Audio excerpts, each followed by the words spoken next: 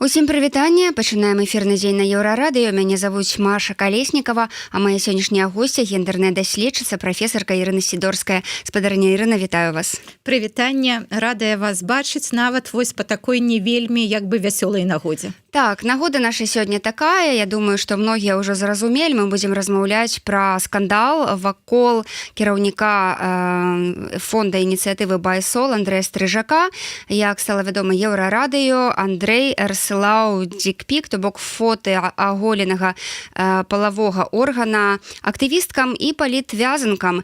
І вось гэты скандал, рэакцыю і Андрэя, і грамадства беларускага, і чаму ўвогуле такое адбываецца, мы сёння і будзем абмяркоўваць. Спадарня Ірына, давайте пачнем вось з чаго. Многія лічаць у сэнсе дикпік гэта чаму гэта харасмент і чаму гэта дамагальніцтва. Маўляў, ну фота і фота. Давайте вось патлумачым, чаму гэта менавіта вось гэта. Ну я таксама бачыла ў соцсетках вось такое меркаванне, што гэта як бы асабістая справа вось спадара Стрыжака і там тых жанчын, якім ён гэта дасылаў, і чаго наогул як бы грамадства ў гэта лезе. Ну можа гэта не вельмі добра, але хай яны самі паміж сабой гэта вырашаюць і гэтак далей. Гэта неправільна, гэта не так, гэта менавіта не асабістая справа, гэта грамадская праблема, і праблема вось звязаная менавіта з тым, пра што вы гаварылі, што на самой справе гэта від сексуалізаванага гвалту, гэта харасмент, гэта сексуалізаванае дамаганне. Гэта дакладна не пра флірт. Гэта менавіта пра тое, што мужчына, які мае вялікі сімвалічны капітал, без дазволу, без запрашэння высылае такія досыць агрэсіўныя свае фота жанчынам, які як бы не выражалі згоды на тое, каб гэта атрымаць. Гэта вось тое самае, як там непажаданы дотык, там непажаданыя нейкія абдымкі, пацалунак без твайго жадання і гэтак далей. Гэта тое самае. Гэта, на жаль, менавіта від сексуалізаванага гвалту. А якая мэта звычайна такіх дзеянняў? Я не ведаю, можа гэта пытанне варта лепш задаваць псіхолагам, але я думаю, што гендерныя даследчыкі таксама ёсць меркаванне на гэты конт. Так, я з вами згодная, што тут можа быць некалькі мэтаў, і, безумоўна, з псіхалагічнага боку таксама тут ёсць пра што пагаварыць, але мне здаецца, менавіта з погляду вось такіх гендернага падыходу праз грамадства, гэта паказ, дэманстрацыя свайго кантролю, сваіх магчымасцяў і дэманстрацыя таго, што вось я магу гэта рабіць, а ты мне ў адказ нічога за гэта не зробіш. Вось вельмі часта на самой справе людзі задаюць пытанні, а вось для чаго, чаму мужчыны гэта робяць? Вось, як бы гэта што там, распуства, альбо там, нейкая прага да жанчыны. Не. Вельмі часта гэта не тое, не другое, гэта менавіта таму, што чалавек можа. І ён як бы адчувае сваё тое, што ён не будзе за гэта пакараны. Што гэта, вось як бы ён сам разумее, што гэта не вельмі добра, але як бы такая шэрая зона, як быццам, і хутчэй за ўсё за гэта нічога не будзе. А калі нічога не будзе, а чаго не зрабіць? Дарэчы, тут такія моманты, канешне, мужчыны многія пішуць, што вось жанчыны, якія там ходзяць без станіка на вуліцах, ці гэта не таксама дэманстрацыя свайго цела, так, альбо, напрыклад, калі жанчыны прысылаюць нейкія фота грудзей, так, альбо вось, напрыклад, такое пытанне, а вось гэтыя нюдзелі, калі дзяўчыны выстаўляюць на відавок сваё агульнае цела ў твітары, якія трапляюць у маю стужку, нават калі я на іх не падпісаны, чым яны прынцыпова адрозніваюцца ад дикпікаў. Ёсць адрозненне, безумоўна. Я думаю, што нават у гэтых каментарах ёсць як бы два моманты. Па-першае, ўсё ж таки давайте публічную зону, калі там людзі апранаюцца там, можа, не так, як бы мы лічым правільным, гэта ўсё ж таки адно, а калі ты атрымліваеш у прыватных паведамленнях што-небудзь, гэта ўсё ж таки зусім іншае. І я б тут сказала бы, у чым розніца. канешне, пасылаць свае нюцы і жанчынам і жанчынам нейкім мужчынам без згоды, гэта таксама не камільфо, безумоўна. Але там няма вось гэтай агрэсіі. Гэта хутчэй запрашэнне, што вось як бы, ну вось мы як бы можам гэта як бы можам гэтым заняцца. А калі мужчына дасылае, гэта безумоўна успрымаецца як агрэсія. Гэта пра тое, што ну вось як бы я магу табе вось гэта зрабіць. Гэта безумоўна не запрашэнне, гэта факт агрэсіі. Таму тут ёсць розніца. Тут яшчэ вось таксама добрае тлумачэнне, што разница между нюцами в ленте и дикпиками в приват такая же, как разница между нудистским пляжем и эксбиционистом в парке. Гэта таксама... Цалкам згодна, я з гэтага і пачала, што ёсць розніца паміж публічнай прасторай і прыватнай прасторай. І ну, гэта, там розныя правілы, розныя магчымасці, ну гэта пра рознае. Спадарыня Ірына, чаму тэма увогуле згоды не прысутнічае ў самарэфлексіі беларускіх мужчын? Ну, вось гэта складана. Можа, яны... Ну, хочацца адразу сказаць, што калі ты не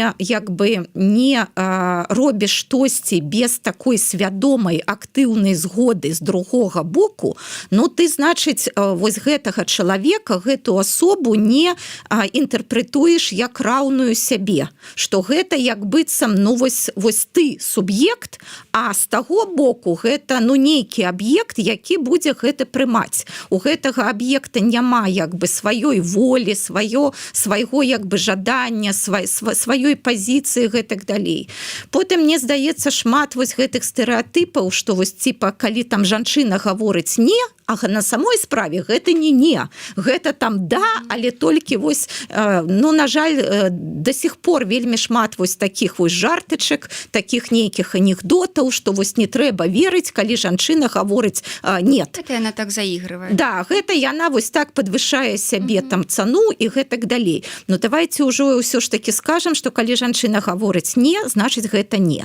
І па-трэцяе, мне здаецца, што частка мужчын разумее згоду, што жанчына згодная, калі яна не пачынае вельмі так громка, вельмі так рашуча гэта адвяргаць.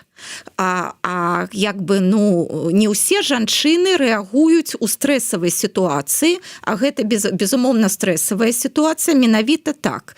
Некаторым, ну, нават няёмка сказаць мужчыне, ну, з якім у цябе як быццам такія сяброўскія, альбо, можа, там добрыя адносіны на працы, што, ну, як бы ты у такім ступары, што ты, ну, як бы ты не хочаш пакрыўдзіць гэтага чалавека. І ты пачынаеш там думаць, а можа я не так зразумела, а можа там я штосьці там сама не так зрабіла і гэтак далей. Усё ж таки трэба гаварыць, што трэба атрымаць на ўсё атрымліваць згоду, і гэта згода павінна быць актыўнай і усвядомленай. Не тое, што жанчына там голасна не гаворыць не. Ты можаш гэта рабіць, калі жанчына сказала так, і яна сказала гэта без усялякага прымусу, сказала гэта свядома і сказала гэта актыўна. Сябры, вы можете задаваць пытанні ў каментарах под гэтым стрымам. Калі вы хочаце, каб ваше пытанне абавязкова было агучана, вы можете нам заданаціць. Спадарыня Ірына Сідорская, прафесарка, гендерная даследчыца, сёння ў эфіры Еўрарадыё мы размаўляем пра скандал вакол дикпіка Андрэя Стрыжака. Вось такая у нас сёння тэма. Спадарыня Ірына, давайте пагутарым вось пра гэты момант, што Андрэй Стрыжак мае вось гэты самы капітал, як вы сказалі, важны, грамадскі, так, ён сапраўды рабіў вельмі важныя для Беларусі справы. Гэта чалавек, які вывез і дапамог выехаць і пазбегнуць рэпрэсій вельмі шматлікім людзям, так, і ну, сапраўды гэты ўнёсак ён неацэнны. І ў той жа час атрымліваецца, што праваабаронца, які змагаецца з гвалтам у Беларусі, іншай рукой сам гвалціць псіхалагічна жанчын. Вось як гэта ўсё карэлюецца? І як да гэтага ставіцца правільна? Ну, вось мне здаецца гэта і ёсць вось гэта ядро гэтага кейса, гэтай праблемы, бо калі б так павёў сябе там нейкі звычайны мужчына, там шэраговы грамадзянін там беларускай супольнасці, гэта канешне б таксама выклікала бы абурэнне, але зразумела у значна меншай ступені. А вось тут менавіта тое, што так зрабіў чалавек, ад якога мы гэтага не маглі чакаць. Гэта быў гэта чалавек, які так валодае вельмі значным сацыяльным капіталам. Гэта вельмі вядомая фігура у беларускай дэмакратычнай прасторы. Я нават думаю, што калі вось спытаць там звычайных беларусаў і беларусак, каго яны ведаюць з беларускай дэмпрасторы, у пяцёрцы, безумоўна, будзе спадар Стрыжак. То есть гэта твар, можа нават твар вось не толькі тых, хто дапамагае палітвязням, а наогул барацьбы з рэжымам, дэмакратычных там каштоўнасцей і гэтак далей. І вось гэта сімвалічная, вось гэта з аднаго боку, вось гэты сімвалічны капітал гэтага чалавека, яго на словах прывержанасць менавіта дэмакратычным каштоўнасцям, забароне гвалту. Так, і вось вы правільна падкрэслілі, што гэта менавіта гэта арганізацыя, якая дапамагае палітвязням.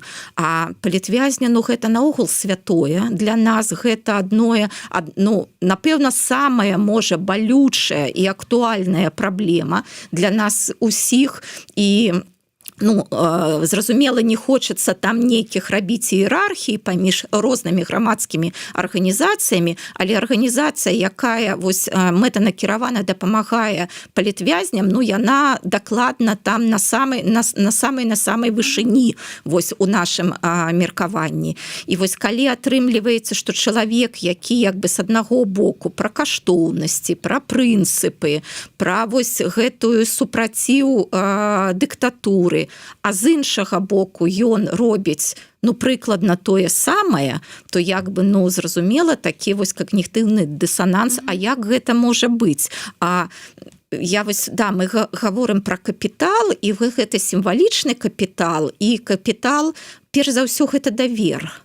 То есть вось што ёсць у дэмакратычнай супольнасці. Хацелася, каб у нас было там больш фінансавых рэсурсаў, яшчэ якіх-небудзь, але перш за ўсё у нас ёсць давер. І калі вось такія ўчынкі, людзі робяць такія ўчынкі, яны самі разбураюць гэты давер.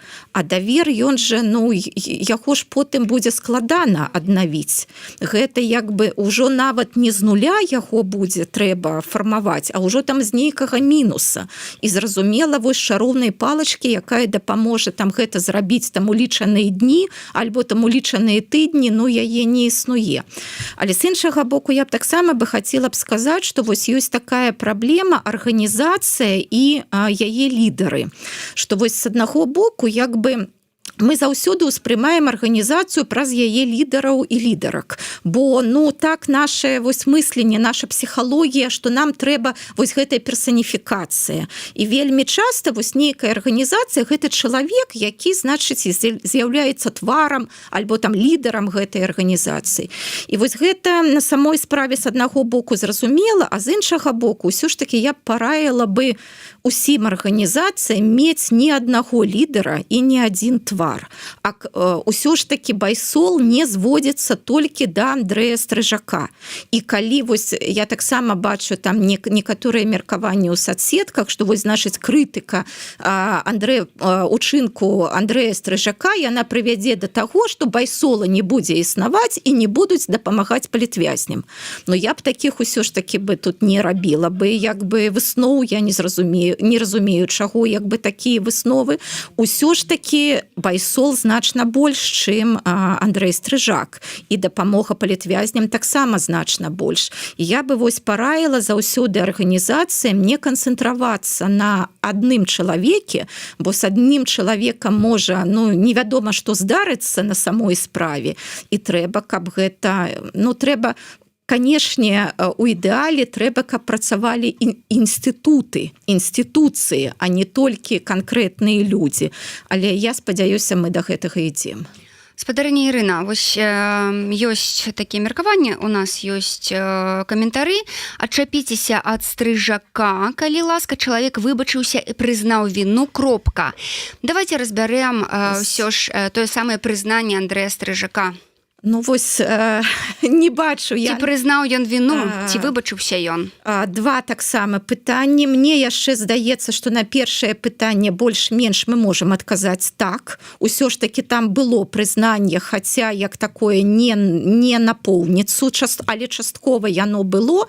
А вось наконт прызнання віны, менавіта пакаяння за гэтую віну, нічога такога там няма, і мне здаецца, гэта зразумела не толькі вось экспертам і эксперткам, любы чалавек можа гэта прачытаць і пабачыць там шмат такіх маніпуляцыйных канструкцый. Вось мы увесь час гаворым вось зараз не пра Стрыжака, пра тое, як будзе потым працэс прымірэння, у тым ліку з тымі, хто там працаваў там на Лукашэнку і гэтак далей. Но мне здаецца, любое прымірэнне можа быць толькі пасля пакаяння. Вось калі людзі прызналі сваю віну, свядома яе прызналі, можа, панеслі за гэтае пакаранне, і толькі потым можа быць такое прымірэнне. А вось як бы вяртаючыся да спадара Стрыжака, там няма вось гэтага пакаяння. Ён пачынае з таго, што вось як і ўсе астатнія людзі, я здзяйсняў памылкі, мне за іх сорамна. Нават было, я здзяйсняў тыя ўчынкі, якія там не давалі мне там гонару. Гэта ўжо маніпуляцыя. Ён як бы гаворыць, я такі самы, як вы рабілі памылкі, і я рабіў памылкі. І вось мне здаецца, што частка мужчын, якія якраз абараняюць у соцсетках Андрэя Стрыжака, яны, можа, рабілі тое самае, альбо штосьці падобнае, і вось яны думаюць, калі мы будзем зараз яго абвінавачваць, так і нас абвінавачваюць. Просто есть такі, прабачце, што перабываю, момант самы просты, самы зразумелы. Гэта калі мужчыну, які абараняе зараз Стрыжака, узяць і ўявіць, што гэта ягонай жонцы, ці ягонай дачцэ даслалі вось гэты самы дикпік. Ці так жа ён бы абараняў Стрыжака, і ці так жа бы ён рэагаваў на гэта? Згодная. Я нават скажу, што калі мы ў гендэр-гэпе абмяркоўвалі магчымасць існавання прастытуцыі, таксама вельмі шмат мужчын, яны за тое, каб прастытуцыя існавала. Але яны ніколі не прадстаўляюць на месцы тых жанчын, якія гэтым займаюцца, менавіта сваіх жанчын, там сваю жонку, сваю там дачку, сястру і гэтак далей. Гэта нейкія іншыя жанчыны. А вось калі гэта прадставіць, што гэта менавіта ў тваім коле, напэўна, ты тады зменіш. Вось, вяртаючыся менавіта да гэтага як бы выбачэння, што вось як бы я такі ж самы, як і вы, я рабіў памылкі, я рабіў тое, што не давала мне гонару, я нікога не хацеў пакрыўдзіць, нікому не хацеў нанесці шкоду. І не навязваў як бы сябе па сутнасці.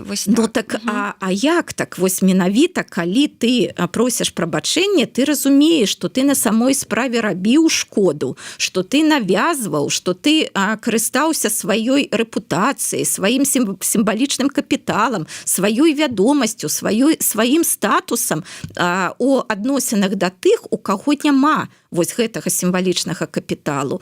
І ў канцы он таксама ж гаворыць пра тое, што гэта маё прыватнае жыццё. Якое гэта прыватнае жыццё? Мы з гэтага пачалі. Гэта не прыватнае жыццё. Гэта раз, а па-другое, што значыць у прафесійным жыцці у цябе, як у праваабаронцы, адны стандарты, а у прыватным жыцці у цябе іншыя стандарты. Вось гэта як бы і ёсць гэты вось когнітыўны дысананс, калі страчваецца давер. Так ты ж гаварыў, што ты вось за гэта, а на самой справе ты ў сваім там у іншай частцы свайго жыцця ты як бы па-іншаму робіш. Так а як тады давяраць? Ці можна тут гаварыць пра камунікатыўнага, пра такую рэч, як камунікатыўны нарцысізм? Гэта калі чалавек выглядае добрым, калі ён клапоціцца пра многіх так, а насамрэч вось потым здараюцца нейкія такія дзіўныя рэчы кшталту гэтага. І я так разумею, яшчэ такія нерэалістычныя чаканні ад іншых. Я думаю, што тут вось гэтае разыходжанне паміж публічным іміджам чалавека і тым, кім чалавек на самой справе з'яўляецца. Но так мы ўсе хацім паказаць публіцы, што мы, напэўна, больш такія добрыя, чым, можа, мы там існуем у рэальным жыцці. Але яшчэ раз, калі ты такі вядомы чалавек, калі ты праваабаронца, ты як бы павінен клапаціцца пра тое, каб твой публічны імідж адпавядаў рэальнаму становішчу, каб не было вось такіх момантаў. Бо вось гэта разбурае давер. Вось яшчэ раз, давер — гэта такая штука, яе там складана палічыць, яе там складана памерыць якімсьці чынам, але вось і шмат часу трэба, каб пабудаваць гэты давер, каб людзі, там іншыя там мэтавыя аўдыторыі, стейкхолдеры, партнёры, каб яны сталі табе давяраць. І як лёгка гэты давер можна разбурыць, і як доўга потым прыйдзецца яго як бы будаваць занава. Пытанне такое ўдагон, а што Стрыжак павінен быў зрабіць? Харакіры на каленях прасіць прабачэння? Як мусіла выглядаць сапраўднае прабачэнне ад Стрыжака, гаспадарыня Ірына? Вось у вашай інтэрпрэтацыі мне падабаецца такое пытанне, бо вось на фармулёрку там стаяць на каленях альбо рабіць харакіры, таксама, мне здаецца, гэта такая нейкая маніпуляцыя. Мне здаецца, што сапраўднае прабачэнне — гэта перш за ўсё разуменне сваёй віны і сваёй адказнасці. Вось у словах Андрэя Стражака я не пабачыла ні ўсведамлення сваёй віны, ні ўсведамлення сваёй адказнасці. Гэта было скорее такое, што вось як бы трэба адрэагаваць і трэба гэта зрабіць так, каб яшчэ больш крытыкі не атрымаць. Вось я тады так зраблю. Але вось менавіта усведамлення, што я зрабіў, чаму гэта было дрэнна і што там я буду рабіць, каб гэтага больш не было, вось гэтага там не было. Яшчэ вось адзін з такіх частых каментароў да гэтай справы. Гэта, маўляў, у вас што, іншых спраў няма, ўжо рэпрэсіі скончаныя, вайна ва ўкраіне скончаная, і вы тут вось займаецеся нейкай лухтой, абмяркоўваеце вось дикпік Стрыжака. Што пра гэта можна сказаць? Хацелася б не абмяркоўваць гэты кейс, калі б яго не было. І я вельмі радая, што вы журналісты, журналісткі, і там ваша рэдакцыя ў прыватнасці так падымаюць гэтую тэму, так яе як бы абмяркоўваюць. Гэта, безумоўна, і мужнасць на гэта патрэбна. Гэта і ёсць праца ў адпаведнасці з прафесійнымі стандартамі, калі мы бачым умоўна праблемы не толькі ў Лукашэнкі, у яго асяроддзі, а калі мы бачым там, дзе яны ёсць на самой справе. Таму як бы гэта праблема, хутчэй, можа, трэба задаць пытанне, а можа, мужчынам не трэба дасылаць свае аголеныя фота жанчын, і тады пра гэта не будуць размаўляць ні медыя, ні людзі, і гэтак далей. Але ўсё ж такі я бачу ў гэтым тое, што мы пра гэта размаўляем, я гэта бачу з аднаго боку, я гэта ўспрымаю як тое, што мы разумеем, што гэта не прыватная справа, не нейкі выключны выпадак, які вось там, на жаль, з кім-то здарыўся, а гэта менавіта як актуальная для нас грамадская праблема. Гэта значыць, што раней мы як бы не заўважалі гэтага. Можа, там для кагосьці гэта было нормай, для кагосьці гэта было прымальнай практыкай, і вось як бы мы пра гэта не гаварылі. А тое, што зараз мы гэта бачым як праблему вартую таго, каб мы абмяркоўвалі, гэта ўжо паказ некай пазітыўнай дынамікі. Мы расцем як грамадства. Расцем безумоўна. Гэта калі мы не вырашым такія праблемы, то мы будзем як бы змушаны на паўтарэнне таго самага, што вось адбываецца. І калі вось людзі гавораць пра тое, што там пакутуюць палітвязні альбо пакутуюць людзі на вайне, гэта зразумела так, але гэта не значыць, што трэба абясцэньваць як бы пакуты іншых людзей, якія, можа, так, не такой жудаснай сітуацыі, але таксама ну як бы ў непрыемнай сітуацыі, і пра гэта таксама трэба гаварыць. А з іншага боку, ну вось мне як даследчыцы я бачу гэты шлях паміж можа вось гэтымі аголенымі фота і, напрыклад, рэальным згвалтаваннем. Я бачу гэты шлях, і ён не вельмі такі доўгі.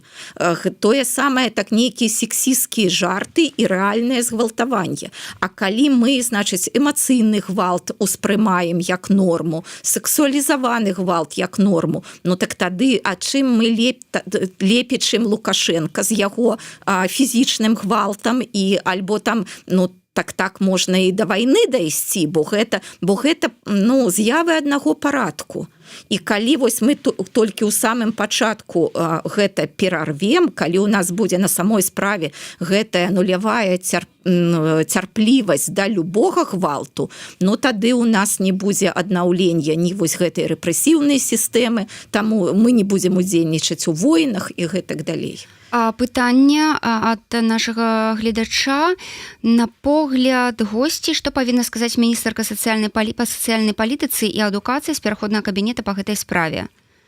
Міністэрка сацыяльнай палітыкі асобна і, здаецца, па нацыянальнаму адраджэнню і адукацыі гэта зараз у нас розныя. Я думаю, што маецца на ўвазе Зазулінская. Ольга Зазулінская выказалася учора. Я якраз чытала паведамленне яе ну, такую міні-заяву, і мне яна вельмі спадабалася. Яна гаварыла пра тое, што гэта непрымальная сітуацыя. Вось тое якраз, што мы да гэтага абмяркоўвалі, але яна пайшла далей, вось мы пра гэта яшчэ не гаварылі, што гэта аднаўленне патрыархату, што гэта аднаўленне вось той аўтарытарнай патрыархатнай сістэмы, якую пабудаваў Лукашенко і якую мы як быццам хочам разбурыць і зрабіць значна больш справядлівую сістэму. Таму так яе можна знайсці, мне здаецца, там у канале кабінету альбо там у іншых медыя, яна выказалася даволі так наўпрост і як бы вельмі, ну, мне спадабалася. Ну, гэтая гісторыя, у тым ліку пра рэпутацыю. Чаму у нас дагэтуль так слаба працуе гэты інстытут, спадарня Ірына? Гэта вось як гэта шклянка вады, якая напалову поўная, напалову пустая. Вось вы сказалі, што слаба працуе, а я наадварот бачу ў гэтым таксама пазітыўную дынаміку. А вось гэта яна працуе. Бо калі б яна не працавала, ну мы б так тады сказалі, ну што тут такога? Нічога як бы не адбылося, хай там людзі далей працуюць, мы будзем іншыя абмяркоўваць. Гэта ўжо праца інстытута рэпутацыі. І мы, мне здаецца, у міграцыі, вось я пра гэта гаварыла, у нас рэпутацыя зараз гэта наш галоўны рэсурс. Гэта галоўны рэсурс, з якім мы працуем, з якім мы рэалізоўваем розныя праекты і гэтак далей. І для нас яна становіцца ўсё больш важнай. Так, гэта не будзе вельмі такі просты працэс, што вось там адзін раз мы штосьці абмеркавалі і ўсё, і як бы ўсе праблемы вырашылі. Гэта будзе складаны працэс, гэта будзе працэс там з нейкімі, мы будзем вяртацца там, але я бачу, што ён ідзе. Ёсць меркаванне, што Андрэй Стрыжак пасля гэтага скандалу мае пакінуць пасаду кіраўніка байпола і на яго месца мусіць стаць жанчына, каб жанчыны, значыцца, адчувалі сябе бяспечна у камунікацыі з ініцыятывай, з фондам. Ці слушныя такія прапановы, на ваш погляд? Я думаю, што ў гэтых прапановах шмат слушнага. На самой справе я пра гэта і гаварыла, што не трэба ўспрымаць любую арганізацыю толькі ў прывязцы да аднаго чалавека, і што калі чалавек сыходзіць па той ці іншай прычыне, усё роўна арганізацыя павінна працаваць, і гэта як бы натуральны працэс. Калі адзін сыходзіць, другі прыходзіць, альбо другая прыходзіць. Таму вось яшчэ раз раю арганізацыям ўсё ж таки думаць пра тое, што не адзін лідар павінен быць. Па-другое, з майго пункту гледжання, так, гэта безумоўна было б правільна з пункту гледжання, но нават вось гэтай тэорыі рэпутацыі гэтак далей, але мне б вельмі хацелася, каб сама арганізацыя прыняла рашэнне, якое яны лічаць правільным прыняць. Не каб там, напрыклад, Святлана Ціхановская сказала, што вось вы павінны гэта зрабіць. І не тое, што там, напрыклад, вось экспертка Ірына Сідорская сказала, што так трэба зрабіць. Мне б вельмі хацелася, каб менавіта сама арганізацыя прыняла рашэнне, паслухаўшы ўсіх сваіх стейкхолдераў. Безумоўна, што партнёры і беларускія, і замежныя, но для замежных партнёраў гэта наогул такая рэпутацыйная сітуацыя, яна вельмі, яны не будуць заплюшваць на яе вочы, гэта зразумела. І яшчэ вось я тут хочу сказаць, мы, калі у нас быў гендер-гэп, мы неаднойчы гаварылі пра тое, што малавата мужчынскіх мадэляў, вось каб, значыць, ролевых мадэляў менавіта для мужчын. І ў тым ліку пыталі нашых слухачоў, гледачоў, каго яны могуць назваць у якасці ролевых мадэляў. І гаварылі перш за ўсё пра палітзняволеных, але гаварылі менавіта і пра Андрэя Стражака, што гэта вось такая ролевая мадэль для мужчын, перш за ўсё, напэўна, для маладых мужчын, і гэта на самой справе ў яго такі быў вельмі, такі захапляльны імідж, і вось яшчэ вось таму, што ён быў такой ролевай мадэлью, вось так дрэнна, калі сам чалавек гэты давер да сябе разбурае. Таму сітуацыя, безумоўна, якая не можа прайсці вось проста там. Вось пагаварылі медыа 3 дні, а арганізацыя як працавала, так і працавала. Гэта, канешне, такі выклік для арганізацыі. Яна павінна прыняць рашэнні, паслухаўшы яшчэ раз усе зацікаўленыя бакі, але я лічу, што гэта яна сама павінна прыняць рашэнне. Цяпер можна сказаць, што адбываецца свайго роду і кэнселінг Андрэя Стрыжака. Ці нашкодзіць ён ініцыятыве і ўвогуле вось дэмакратычным сілам, як вам падаецца? Дзе тут гэтая залатая сярэдзіна? Так, вось як правільна сябе паводзіць беларусам, каб я бы і не закэнселіць чалавека, які шмат добрага зрабіў, так, але і каб яму ўсё ж неяк там дайшло, што ён зрабіў у прыватным сваім жыцці. Вось гэтую залатую сярэдзіну, гэты баланс мы вось і шукаем, вось можа і метадам гэтых проб і памылак у тым ліку. Но гэта і ёсць вось сучаснае досыць складанае жыццё, калі зрэдку бывае толькі такое чорнае альбо белае і шмат праблемаў, якія мы вырашаем. Я б сказала бы пра тое, што ўсё ж такі тое, што зрабіў чалавек раней, не павінна быць індульгенцыяй на ўсё астатняе жыццё. Вось нават, тут можна прыводзіць усялякія розныя прыклады, не абавязкова звязаныя напрост са спадаром Стрыжаком, но нават калі вось мы абмяркоўвалі ў мінулым месяцы прайды і гаварылі пра тое, што вось там частка каліноўцаў, яны вось супраць таго, каб чырвона-белыя флагі браліся на прайд. І што? І якая логіка? Што калі ты змагаешся за Украіну, то значыць ты як бы эксперт ва ўсіх пытаннях.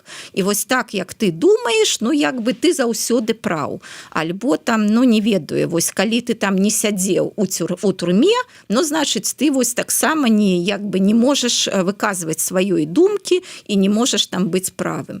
Вось мне здаецца, гэта дакладна не індульгенцыя, вось тое, што мы робім і то, што з намі адбылося. Гэта наадварот паказвае нашу больш высокую адказнасць, мне здаецца. Што вось яшчэ раз, адна справа, што гэта робіць нікому невядомы чалавек, і іншая справа, калі гэта робіць настолькі вядомы чалавек, які для вельмі шмат каго ролевая мадэль. Гэта, вось мадэль, якім як бы ты хочаш таксама быць.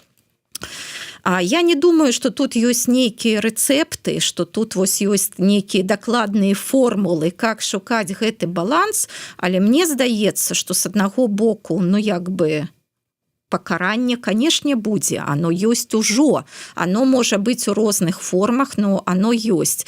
Але яшчэ раз, для таго, каб было, каб як бы гэтую можна было паставіць на гэтай гісторыі кропку, ну, павінна быць як бы сапраўднае прабачэнне, якое паказвае, што чалавек усведамляе праблему. Но пакуль гэтага няма. А тое, што гэта можа адбыцца на негатыўна не толькі на праваабарончым сектары, а ўвогуле на дэмакратычнай супольнасці, ну, канешне, безумоўна, і канешне, гэта будзе негатыўны ўплыў. Гэта зразумела, бо яшчэ раз не там уцягнуты ў палітыку звычайны беларус альбо звычайная беларуска, ну, яны так і скажуць, ну, паглядзіце, што там у вас адбываецца. Як вам там можна давяраць? Яны там не будуць, яны не ведаю, можа там хтосьці не ведае канкрэтна спадара Стрыжака, але гэта ў вас адбываецца. Вы ўсе як бы нясеце за гэтую адказнасць. Ну, і тут, мне падаецца, мы можам ужо паціху завяршаць, і менавіта на гэтым моманце, што вось зноў бачу гэтыя каментары, што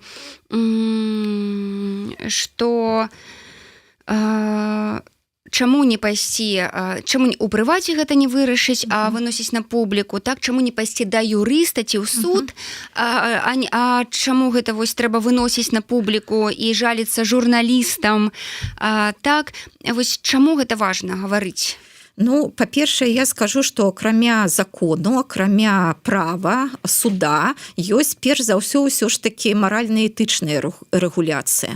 Мы штосьці робім альбо не робім не толькі таму, што там вось нас за гэта пасадзяць там у турму, альбо там як пакараюць, а таму, што, ну, гэта, напрыклад, супярэчыць там нашым прынцыпам, альбо там, ну, калі людзі пра гэта пазнаюць, што вось мы так робім, яны там не будуць нас паважаць. Гэта же для нас важна. Вось яшчэ раз, ну, суд гэта не адзіны рэгулятар нашых паводзінаў.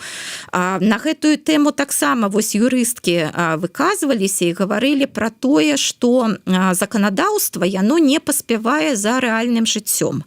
Што вось яшчэ у шмат у якіх краінах не прынятыя тыя законы, якія вось маглі б менавіта на ўзроўні законаў як бы вельмі у пачатку гэтага працэса стопарыць тых мужчын, тых, значыць, людзей, якія вось гэты дзень непажаданыя робяць. З іншага боку, ну, глядзіце, мне здаецца тое, што калі вось адзін чалавек другому штосьці пасылае ў прыват, ну, як бы і гэта адразу не становіцца падставай для крымінальнага пераследу, ну, так гэта ж добра, гэта наадварот, ну, гэта ж можа быць па ўзаемнай згодзе, напрыклад, тыя самыя аголеныя фота, безумоўна, калі гэта ўжо робіцца ў групе, гэта ўжо можа быць менавіта вось як правам рэгулявацца, а калі гэта ў прываце, не. І гэта з аднаго боку пра тое, што вось, значыць, права не адзіны рэгулятар і права не паспявае за рэальным жыццём, ну, а па-другое, вось тое, што гэта на самой справе не так нейкі выключны выпадак, не нейкая там персанальная справа. Гэта вось як у кроплі вады, як у люстэрку, мы як бы бачым, што адбываецца ў нашым грамадстве. І вось што мы дакладна можам і павінны з гэтага усяго ўнесці, ну, зрабіць для сябе высновы, што вось так паступаць нельга. Чаму гэта так нельга паступаць? Вось мы там усё расклалі. Чаму так нельга паступаць, перш за ўсё, для людзей там з грамадскага сектару, вядомых людзей, людзей з рэпутацыяй, лідараў меркавання і гэтак далей. Ну, гэта вось як той урок, які мы, напэўна, павінны вывучыць, і як бы вось тая праца над памылкамі, якую мы зараз робім, і каб яна была, ну, карысная для ўсяго грамадства. Ну, і яшчэ момант, вось я не сказала пра гэтых жанчын, якія вельмі часта іх пачынаюць абвінавачваць. Так, мізагінія тут проста цвіце у каментарах. Так, што альбо ты сама справакавала, альбо так ты ж, значыць, ганарыся, што табе гэта даслалі, што, значыць, вось ты такая, што... Вось тут, дарэчы, я проста ўжо ў тэму, вось пішуць, сітуацыя не каштуе выедзенага яйка, колькі заплацілі гэтай Аліне, пішуць. Гэта жанчына піша, здаецца.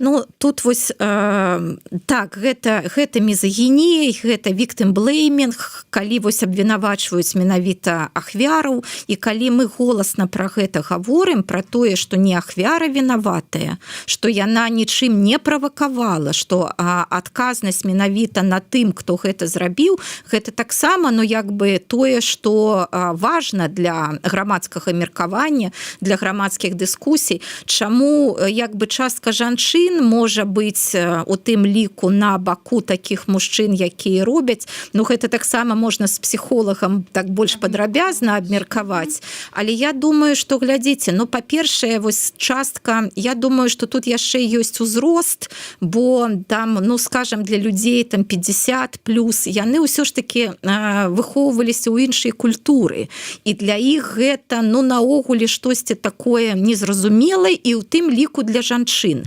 Вось я бачу нават па тэмам хатняга гвалту, калі вось там у мінулым годзе абмяркоўвалі, там яшчэ раней, шмат жанчын ва ўзросце, лідарак меркаванняў, яны таксама прымалі тады вельмі такую альбо адмоўная у іх была рэакцыя ў соцсетках, альбо вельмі стрыманая. І я бачыла, што вось маладым жанчынам, якія ад гэтага пацярпелі, ім было гэта, ну так вельмі непрыемна, яны, напэўна, бачылі нейкія там мацярынскія фігуры у гэтых лідарках меркаванняў і не атрымалі ад них падтрымкі. Я думаю, што тут вось менавіта, ну як бы іншая культура, іншая сацыялізацыя. Ну а з другога боку, я думаю, што тыя жанчыны, якія адмаўляюць гэтую сітуацыю, ну можа яны перажылі штосьці падобнае, і яны, ім складана пра гэта гаварыць, ім складана нават самім прызнацца для сябе, што вось гэта быў не жарт, што гэта быў не флірт, што гэта там ім не падалося, што гэта вось была такая агрэсія, што гэта быў гвалт. І вось нават як бы размаўляць на гэтую тэму ім не хочацца. Ну, можа, вось нейкае такое, што вось я перацярпела, а вось ты чамусьці не хочаш цярпець. Вось я перацярпела, і ты цярпі. Тут могуць быць розныя рэакцыі. Так, вось, і акурат ад Тацяны, калі гэта Тацяна, прылецела пытанне, чаму вы так упэўненыя, што гэтыя дзяўчаты не справакавалі яго. Ну вось, бачыце. Ну, я думаю, ўсё ж таки дарослы мужчына ўсё ж таки сам прымае рашэнне, як яму паступаць у той ці іншай сітуацыі. Акурат і адказ мужчыны, мне здаецца, Харі Дэвідсон, можа і справакавалі, але навошта стрыжаку галава? Вось пішуць, што гэта магчыма і правакацыя, бо ён публічная асоба. Ёсць, конечно, шмат цяпер канспіралогій, што вось гэта з'явілася ў гэты час. Але... Да, давайте вось, да, пра гэта таксама скажем, я таксама гэта бачыла. Ну, мы не можем ведаць, ну я, напрыклад, не ведаю, што там дакладна ўнутры самой арганізацыі, у мяне няма там нейкіх інсайтаў і гэтак далей, але вось мой досвед паказвае, што ніякія гэтыя не канспіралогія, ніякія гэта не правакацыі. І вось, на жаль, гэта такая сітуацыя, якая паказвае, што ні КДБ не патрэбен, ні там ні ФСБ не патрэбна, нічога, што самі людзі, на жаль, самі робяць такія ўчынкі, якія вось прыводзяць да такіх высноваў. Можа, і хацелася б думаць, што гэта вось правакацыя, сам чалавек бы ніколі б так бы не паступіў бы, але, на жаль, ну вось, на жаль, атрымліваецца так, як мы гэта бачым. Дзякуй вялікі, спадарня Ірына. Я тут дадам, што вось пасля таго, як мы выпусцілі гэты матэрыял, у нас было 2 спікеркі ў гэтым матэрыяле, 2 дзяўчыны ананімна пагадзіліся распавесці пра вось гэтую гісторыю. Адкрылася яшчэ больш падрабязнасцяў, і у нас ужо ёсць як мінімум 10 жанчын, дзяўчат, якія атрымалі гэтыя самыя дикпікі ад чалавека, пра якога мы сёння гаварылі. Так што і гэта быў не толькі год, і не захоўвалі яны адмыслова, як я таксама, вось гэта мой любімы каментар, навошта яны захоўвалі 2 гады гэтыя дикпікі? Яны не захоўвалі іх, ну, яно проста засталося ў перапісцы. Ну, аднак, будзем, канешне, сачыць, як далей будзе развівацца гэтая сітуацыя. Дзякую вам вялікі, спадарня Ірына. Дзякуй, што падымаеце гэтыя тэмы, гэта для нас, як для грамадства, вельмі важна. Дзякуй, сябры. Мяне завуць Маша Калеснікава. Праз некалькі хвілін у нас у студыі з'явіцца Зміцер Лукашук. Улад Кобец будзе ў нашай студыі, таксама юрысткі Ганна Маціеўская і Марыя Колесава-Гудзіліна, а таксама яшчэ да нас сёння завітае Ігор Карней, палітвязень, журналіст Радыё Свабода, якога нядаўна вызвалілі з лукашэнкаўскай турмы. Так што заставайцеся з Еўрарадыё. Добрага дня.